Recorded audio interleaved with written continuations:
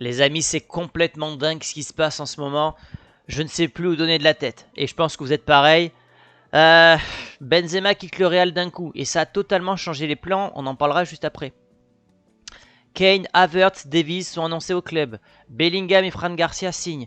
Tous les jours, on a des infos de dingue sur le Real. Bonjour à tous les amis.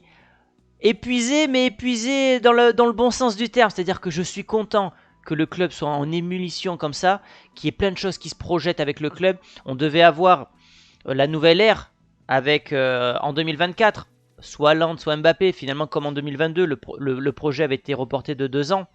Mais le départ de Karim Benzema a totalement chamboulé les plans du Real Madrid. On pensait qu'il allait aller jusqu'en 2024, se retirer au Real ou aller en Arabie Saoudite. Sauf que le Français a décidé de partir un peu plus tôt. Ce qui fait qu'il y a une place de libre au sein de l'attaque de Madrid.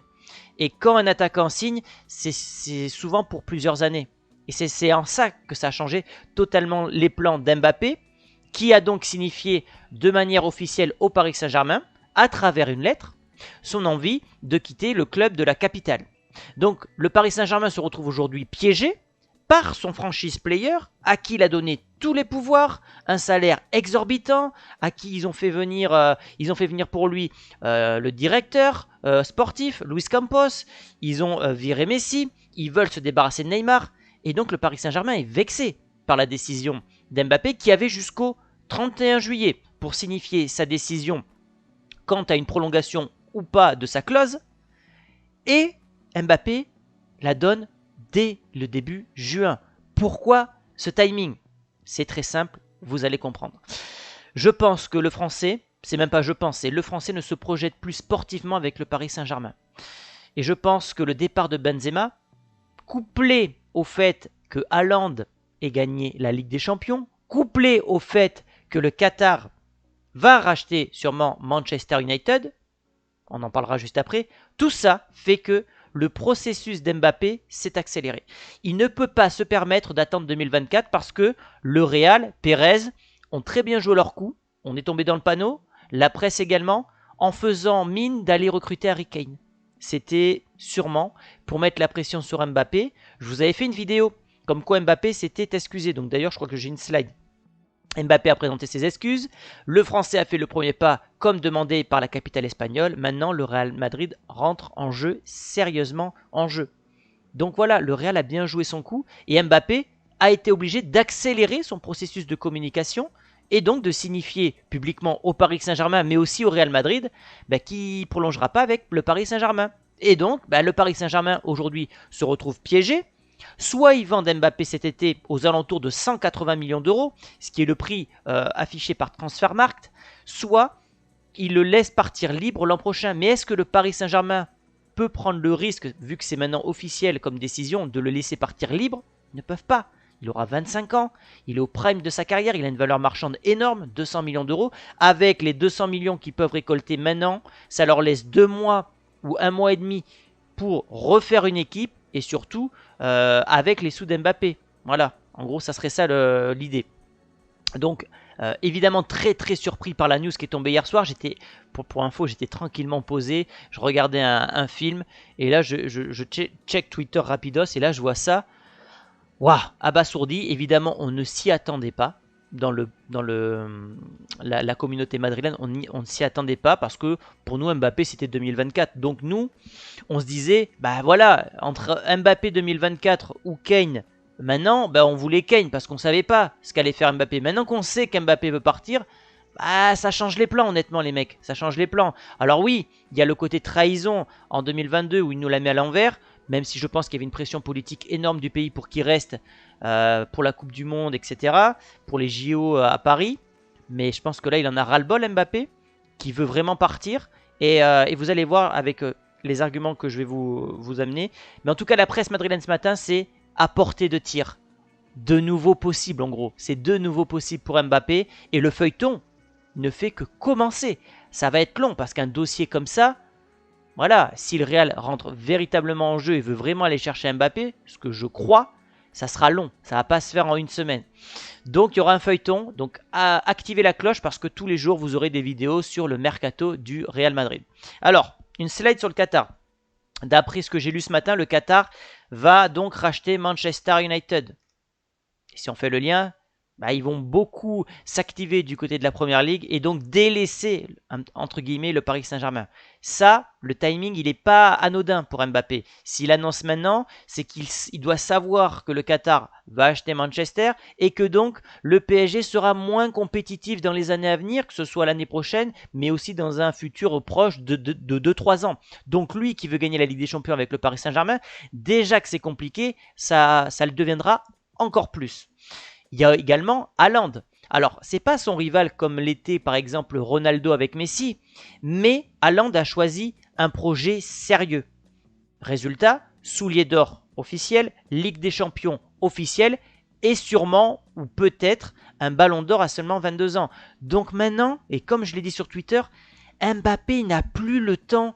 Il n'a plus le temps. Il ne peut plus se permettre de perdre du temps avec le Paris Saint-Germain. Il doit chercher un projet qui va lui permettre de remporter cette Ligue des Champions. Parce qu'imaginez-vous, on parle d'un joueur qui aura peut-être tous les records du football, mais qui va peut-être ne jamais gagner la Ligue des Champions. Alors il a encore le temps, il a encore 10 ans de carrière. Mais attention, on en a vu des joueurs comme ça qui ne l'ont jamais gagné. Zlatan, Ronaldo le Brésilien, Buffon, des pléthores de joueurs, enfin de légendes du football qui n'ont jamais gagné la Ligue des Champions, ça existe. Et si tu ne gagnes pas la Ligue des Champions, c'est très compliqué de gagner le Ballon d'Or. Imaginez-vous si Mbappé fait une carrière sans Ballon d'Or, le gâchis immense. Il n'a plus le temps. Il sait que Madrid le désire encore et toujours à travers Pérez, qui en a fait une obsession depuis des années. Et donc il se dit que c'est maintenant qu'il doit partir. Donc voilà, c'est un coup de pression mis au Paris Saint-Germain. C'est un message envoyé du côté de Madrid. Il se positionne. Maintenant, voilà, on va voir ce que va faire le Real Madrid. Mais je pense qu'Mbappé et Pérez, ce n'est qu'une supposition, parlent directement entre eux en privé, sans intermédiaire. Ce n'est que mon avis, évidemment. Et Pérez, lui, a très bien joué le coup, parce qu'apparemment, il a l'info depuis quelques temps que Mbappé ne va pas prolonger avec le Paris Saint-Germain. Et qu'est-ce que fait Pérez? Il fait filtrer des informations comme quoi le Real Madrid se projette sur Kane. Mais là aussi, c'était pour que publiquement, Mbappé annonce sa décision. Et c'est en quelque sorte ce qu'il a fait avec cette là. Et donc je trouve que c'est très bien joué de la part de Pérez, qui a encore une fois un coup d'avance. Dans tout ce qui est mercato, on sait que c'est un génie. Bon, même si en 2022, il n'a pas réussi son coup avec Mbappé, qui s'est fait un peu trahir par le français. Mais bon, la parole vaut l'homme ou l'homme ne vaut rien. Et sur le coup, Mbappé, je pense qu'il a beaucoup déçu Florentino Pérez. Et puis ça tombe bien puisque donc le nouveau stade arrive en 2023, le 23 décembre, je vous répète la date à chaque fois mais c'est important.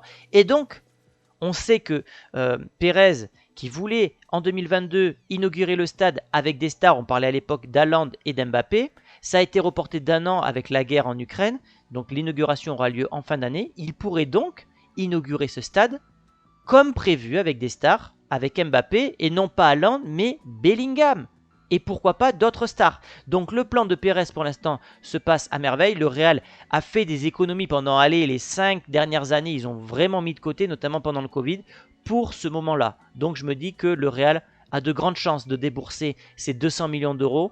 Et tu ne peux pas te permettre aujourd'hui de faire une saison de transition. Ce n'est pas possible. Ce n'est pas possible parce que... c'est long une saison et tu peux pas prendre Vinicius, Rodrigo, Joselu et un autre en joueur en prêt. Franchement, j'aurais du mal à l'imaginer. Et sachant en plus qu'aujourd'hui, tout le peuple madridista est au courant de la décision d'Mbappé, si Pérez ne tente pas le coup cet été, ça lui sera reproché. Ça lui sera reproché. Donc, quand on connaît en plus le côté Real Madrid, je dis pas qu'ils sont plus intéressés à payer 200 millions qu'à l'avoir libre, mais marketingment parlant, tu montres ta puissance en achetant un joueur directement au Paris Saint-Germain, un concurrent, et tu mets 200 millions sur la table. Ça montre la grandeur du Real Madrid qui pardonne d'une part à Mbappé, qui pose 200 millions. Voilà, et je pense que dans la stratégie de communication du Real Madrid, poser 200 millions aujourd'hui, ça ne pose pas de problème au Real. Et c'est limite un avantage pour eux en termes d'image. Et on pourrait donc se retrouver avec ce trio-là pour la nouvelle ère. Donc hier, je vous ai fait une vidéo sur les nouveaux numéros. Donc Vinicius et Cop, enfin, ouais, c'est ça, possèdent donc le numéro 7 de Cristiano Ronaldo. 7 que possède Mbappé avec le Paris Saint-Germain. Rodrigo a le numéro 11. Et Mbappé, s'il vient, aurait le numéro 10 d'après la presse espagnole. Le seul truc qui me gêne avec ce trio, c'est qu'on a 3 profils totalement identiques, c'est-à-dire 3 joueurs qui aiment dribbler, 3 joueurs qui aiment prendre la profondeur. On n'a pas un gabarit, un joueur qui peut prendre le ballon de la tête. Ça va aller à 10 000 à l'heure. Si ça se fait, les contre-attaques seront terribles, mais je pense qu'un Haaland, c'est pour ça que moi je préférais Haaland à la base, aurait été peut-être plus complémentaire en tant qu'attaquant pivot pour faire jouer les 2 Brésiliens autour de lui, sachant que voilà, tu as déjà des joueurs qui prennent la profondeur avec Vinicius et Rodrigo, mais bon, peut-être qu'Haaland n'a pas ce côté marketing que peut avoir Mbappé, et on sait que ça compte au Real Madrid et pour Florentino Pérez. Mais attention, une dernière chose, l'équipe a lâché l'info d'Mbappé à 10h02 et Vinicius a posté l'image avec le numéro 7 à 10h15, histoire de montrer son territoire. Le timing là non plus n'est pas anodin, faut pas croire, hein. Il y a des cellules de communication autour des joueurs, autour des clubs. Quand Vinicius a dû voir l'info, il a dû dire attention, j'ai le numéro 6, le numéro 7 pardon, du Real Madrid, je serai la star du club. Et comment va se passer la cohabitation? Là aussi, je pense qu'un Haaland, ça aurait été plus facile, parce qu'Mbappé, c'est un joueur qui peut poser des soucis. Honnêtement, hein, j'adore Mbappé, j'adore le joueur. Mais honnêtement, c'est quand même un joueur qui pose des soucis. On ne sait pas, à tout moment, en conférence de presse, il peut dire ce qu'il veut, notamment du côté du Paris Saint-Germain. Il y a le problème de droit à l'image. Alors aujourd'hui, il n'est plus du tout en position de force. Et je pense que c'est d'ailleurs pourquoi le Real Madrid va attaquer le dossier.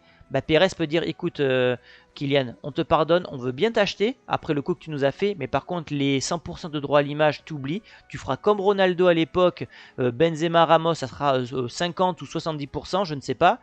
Les conférences de presse et tout ça, enfin... En gros, il sera entouré par le Real Madrid, il ne sera pas autant libre, il n'aura pas autant de pouvoir qu'il a actuellement du côté du Paris Saint-Germain. Voilà les amis ce qu'on pouvait dire aujourd'hui. Waouh, c'est incroyable, quelle bombe, quelle bombe. Alors la question elle est très très simple. Est-ce que vous pardonnez Mbappé? Est-ce qu'il vaut mieux prendre Mbappé ou Harry Kane? Dites-moi tout ça dans les commentaires. Je ne vous ai pas donné mon avis, hein. Je ne vous ai pas donné mon avis aujourd'hui. Ça sera l'objet d'une autre vidéo. Je pense que si vous avez lu à travers les lignes, vous aurez compris quand même que je pense qu'il faut aller dessus. Parce que même si je préfère Haaland, se passer d'un Mbappé aujourd'hui, c'est compliqué. Voilà, aujourd'hui, tu viens de perdre beaucoup de joueurs offensivement. Donc je pense qu'Mbappé, il faut aller dessus. Je développerai cet avis dans une autre vidéo, mais donnez-moi vous votre avis dans les commentaires.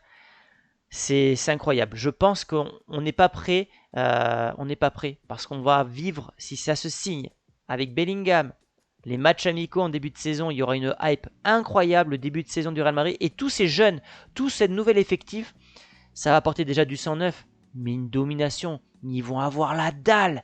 Mbappé, c'est un winner comme jamais. C'est un mec comme Cristiano Ronaldo. Bellingham, il va pouvoir prouver. Vinicius, c'est le numéro 7. Ils vont tous avoir la dalle. On peut s'attendre à une saison de malade mental l'année prochaine. J'ai hâte. J'ai hâte.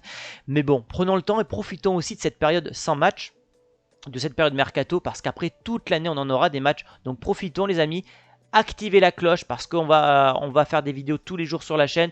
Je suis présent également sur TikTok et Instagram. Et si vous voulez suivre mes avis pendant la journée, je peux le faire soit sur Insta, soit sur Twitter. Je vous dis à très vite les amis. Merci pour votre fidélité sans faille en ce moment. Et je vous dis à demain. Ciao!